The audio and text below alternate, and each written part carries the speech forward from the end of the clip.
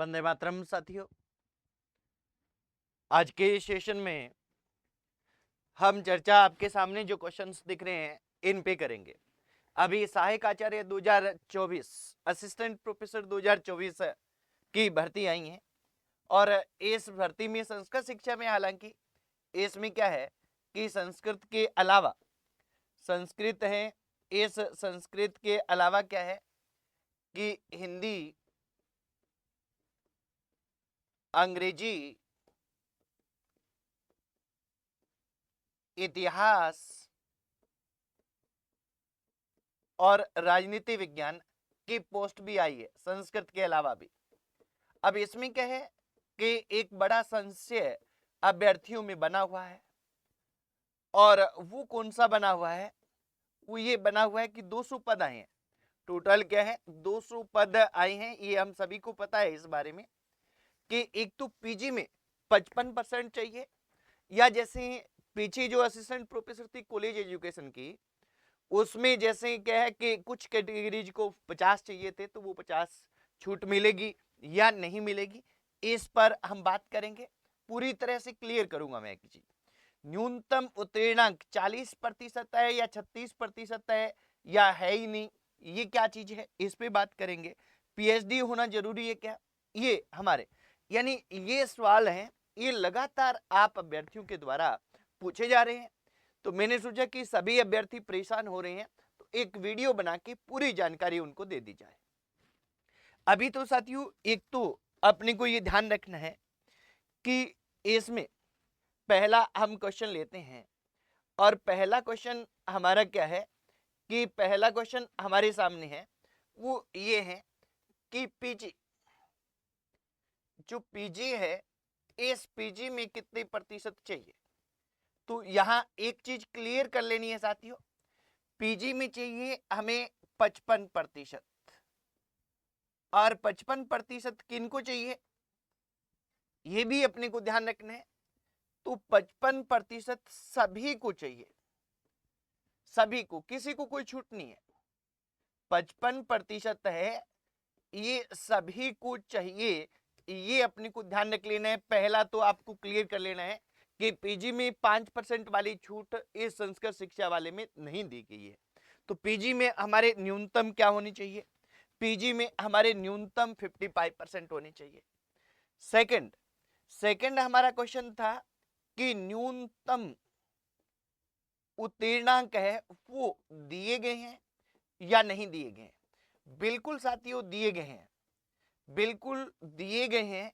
और ये अपने को अच्छी तरह से ध्यान रख लेना कि हमारे जो यहाँ पेपर्स हैं कितने हैं, हमारे यहाँ वही सेम सिस्टम है। पेपर 3 है, पेपर फर्स्ट है, ये हमारा विषय का है, जो भी आपका सब्जेक्ट होगा उसका 75 अंक का होगा, ये हम सभी को पता रहता है साथियों। पेपर सेकंड हमारा किसका है, ये भी हमारा सब्जेक्ट का है, 75 अंक का है मित्रों। और पेपर थर्ड है, ये हमारा क्या है, पेपर थर्ड ये राजस्थान जी के है और ये 50 अंक का है।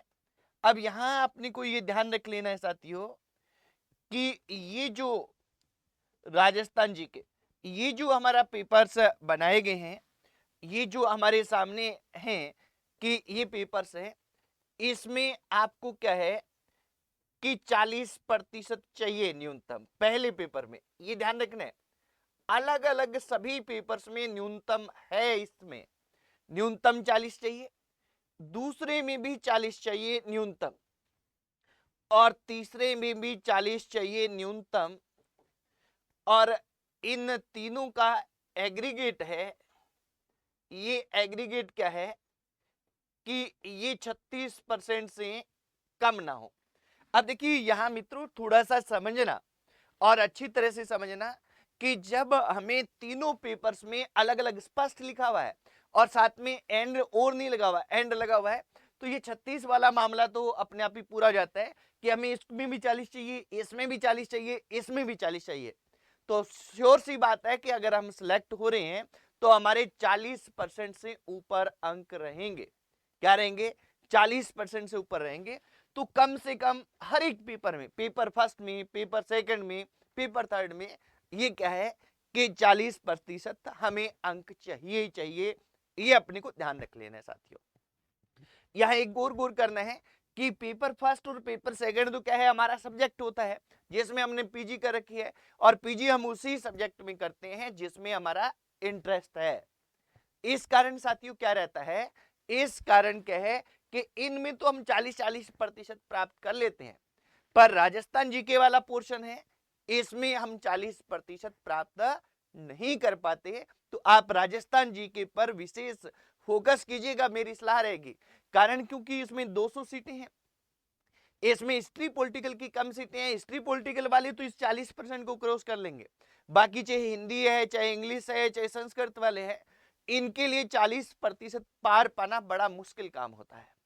तो सही हो कि व्यवस्थित होके इसको पढ़ें और 40% इसकी आज ही तैयारी शुरू कर दें, ये अपने को ध्यान रखना है। अब ये ध्यान रखना है साथियों कि जो राजस्थान अध्ययन अपना थर्ड पेपर है, इसमें जैसे हम अक्षर मार्गदर्शन आपको उपलब्ध करवाते हैं, वैसे ही अभी मैं कह कि एक वीडियो जल्द ही इस पे बनाऊंगा कि इसमें न्यूनतम 40% अंक कैसे प्राप्त करें। न्यूनतम 40% अंक कैसे प्राप्त करें, कैसे प्राप्त करें, ये अपने को ध्यान रख लेना है साथियों। तो इसमें न्यूनतम 40% कैसे प्राप्त करें, इस पे शीघ्र ही एक वीडियो है, एक वीडियो मैं आपको अवेलेबल करवाऊंगा, यानी एक क्लास लूंगा इस YouTube पे, ताकि आपको क्या करना है, कैसे करना है, पूरी तरह से सिलेबस के साथ मैं आपके हर टॉपिक वाइज टॉपिक बात करूंगा आपसे। तो आप निसंकोच उसको देखिए, अच्छे से देखिए और बेहतर तैयारी कीजिए। निश्चित तौर पे हमारा क्या है कि हम अच्छा कर पाएंगे। ठीक है साथियों, लास्ट जो क्वेश्चन हमारा था कि क्या पीएचडी जरूरी है। पीएचडी जरूरी है, ये क्वेश्चन था अभ्यर्थियों का, बहुत से अभ्यर्थियों का। अब देखिए ये जरूरी नहीं है, आपको क्या है कि आप या तो नेट हो या क्या हो सेट हो आपके पास अपने राज्य की, या हो पीएचडी, इनमें से कोई भी एक डिग्री है, कोई भी एक, कोई भी एक हो आपके पास, और वो भी कब तक, वो भी साक्षात्कार तक, इंटरव्यू तक। अभी जरूरत नहीं है, अभी तो आपके पेपर होंगे, रिजल्ट आएगा, और जब आपका इंटरव्यू होगा तब तक ये आपके पास क्या है, क्वालिफिकेशन होनी चाहिए। तो आप केवल पीजी फाइनल ईयर में है तो भी आप भर सकते हैं, आपको चिंतित होने की आवश्यकता नहीं है, क्योंकि ये आपके सामने आप कर सकते हो। सेट नेट तो कर ही लोगे, पीएचडी अगर हो रखी है तो ठीक है, नहीं हो रखी है तो कोई चिंता करने की कोई आवश्यकता नहीं है साथियों। तो ये आपके क्वेश्चन थे। बाकी क्या है कि 40% न्यूनतम वाले पे विशेष वीडियो लेके आऊंगा, उसको जरूर देखिएगा।